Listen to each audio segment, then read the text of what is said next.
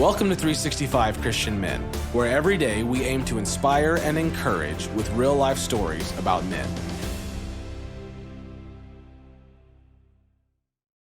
June 21st, Andy Stanley.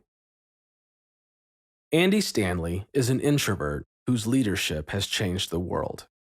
He'll be the first to tell you that he isn't the most comfortable with a crowd.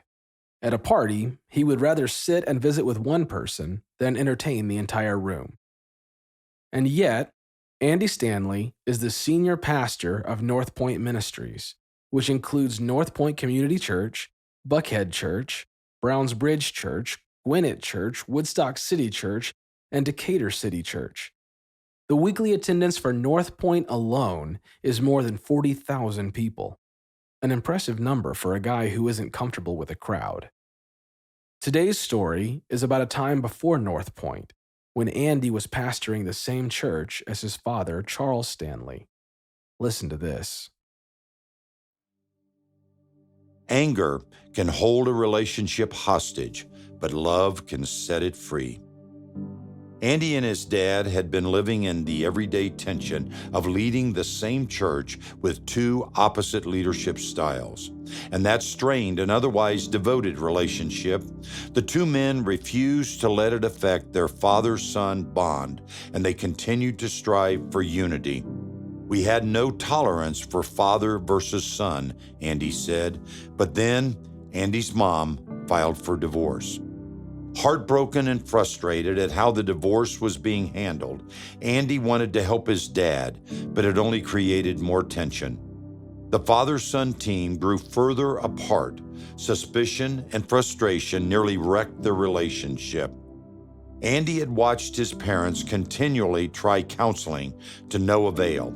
He didn't know who to blame for the marriage failing, but he was angry. And this anger made it too difficult to continue working with his father. So he prayerfully made the decision to leave the church.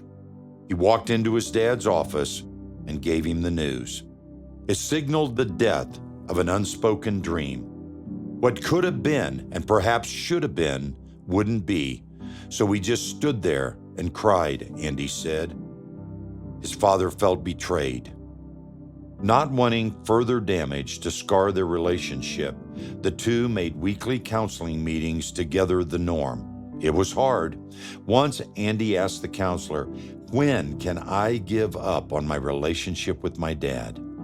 The counselor said, "When your Heavenly Father gives up on his relationship with you."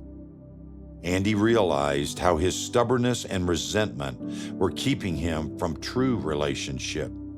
His dad continued to reach out to him and ask him to lunch, and the meetings were awkward, but the two men kept pursuing full reconciliation.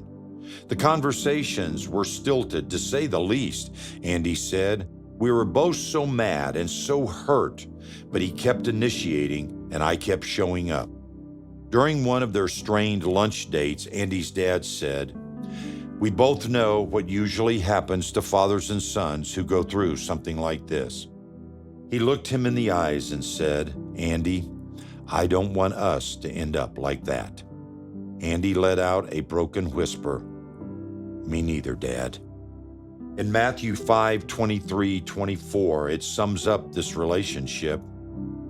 It says, "So if you are presenting a sacrifice at the altar in the temple, and you suddenly remember that someone has something against you, leave your sacrifice at the altar, go be reconciled to that person, then come and offer your sacrifice to God."